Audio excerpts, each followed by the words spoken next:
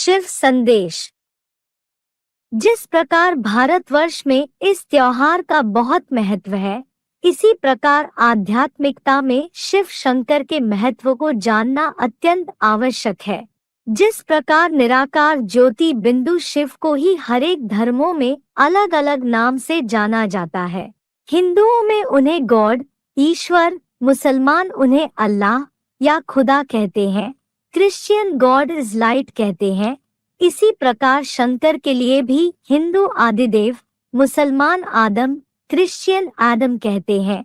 इससे सिद्ध होता है कि ये दोनों अलग आत्माएं हैं, लेकिन इनको शिव शंकर कहकर एक कर दिया है, क्योंकि एक ही शारीरिक व्यक्तित्व में प्रत्यक्ष होते हैं। एक करने का कारण क्या है? देव देव महादेव को ही असुरों और देवताओं सभी के बीच में समदर्शी दिखाया गया है। शिव निराकार है और वो भगवान अपना कार्य गर्भ से जन्म लेकर नहीं, बल्कि एक मुकर्रर शरीरधारी आदम में प्रवेश कर पूरा करते हैं, और जिस मनुष्य शरीर का आधार लेकर वे अपना स्वर्ग बनाने का खास कार्य पूरा करते हैं, उनकी प्रवृत्ति को ही भगवान कहा जाता है, जिसे शिव शंकर कह दिया है। सभी देवताओं में एक शंकर महादेव ही है, जो शिव ज्योति का ध्यान करके शिव समान निराकारी स्टेज धारण कर लेते हैं, जिसके लिए मुसलमानी फिक्रा भी है, आदम को खुदा मत कहो, आदम खुदा नहीं, लेकिन खुदा के नूर से आदम जुदा नहीं, अर्थात आदम और खुदा अरस परस है।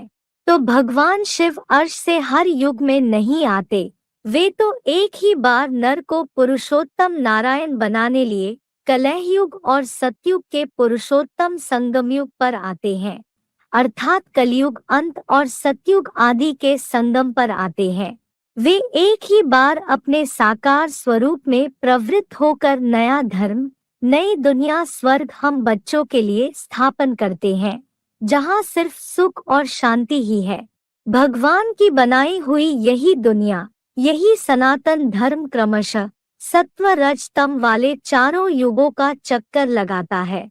भल कलयुग के अंत में आते आते भगवान का वह सात्विक धर्म प्रायः लोप हो जाता है, परंतु पूरा लोप नहीं होता, और यही प्रायः लोप स्थिति रहते रहते वे दोबारा इस सृष्टि में आकर अपने साकार मुकर्रर मनुष्य तन में प्रवृत्त होकर पुनः नई दुनिया, नया धर्म स्थापन करते हैं, जिसे हम नंबरवार बच्चे ही भोगते भोगते 4 युगों में बांटकर भ्रष्ट कलयुगी दुनिया बनाते हैं।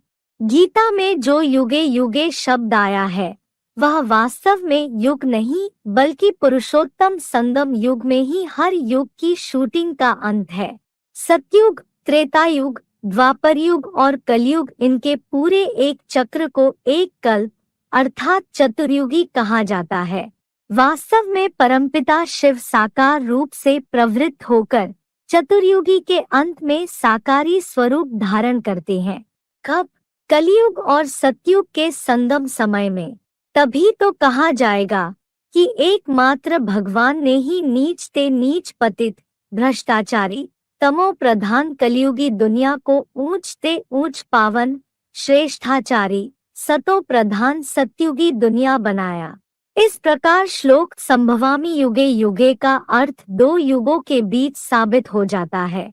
कलयुग के अंत के भी अंत में परमपिता परमात्मा शिव अपने साकार अनुरूप में प्रवृत्त होकर परिष्कृत नया धर्म स्थापन करते हैं और पुराने धर्मों को नेस्तनाबूद करते हैं। इसलिए तो महाशिवरात्रि गाई जाती है। इस प्रकार शिवरात्रि ही संसार का सबसे बड़ा त्योहार है।